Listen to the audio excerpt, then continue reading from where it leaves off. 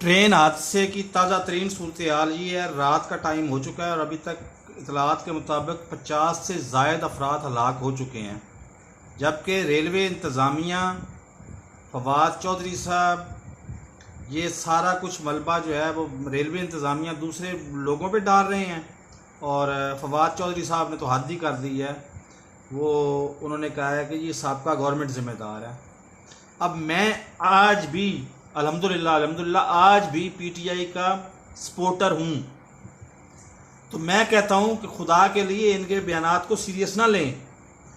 अगर इनके बयानात को सीरियस लेंगे तो आप हमें भी झूठा और पागल और करप्ट कहेंगे। ये जो ख़ास तौर पे शेख रशीद और फवाद चौधरी साहब इस तरह के लोग हैं, इनको बयानात को सीरियस ना लें, छोड़ दें। जुल्म खुदा का कि गवर्नमेंट आए हुए 3.5 साल हो चुके हैं, 3.5 साल बाद हादसा हो रहा है और जिम्मेदार साहब का गवर्नमेंट है। को बात वो करें जिसके अंदर को मतलब ज़्यादा नहीं तो कोई 2-4% 5% सच भी हो। मेरे इस चैनल को सब्सक्राइब करें, मेरी वीडियो को लाइक और शेयर करें, ज़्यादा से ज़्यादा लोगों में शेयर करें। तो मिलते हैं नेक्स्ट वीडियो में और इंशाअल्लाह आपको हकायक से मैं आगाह करता रहूँगा।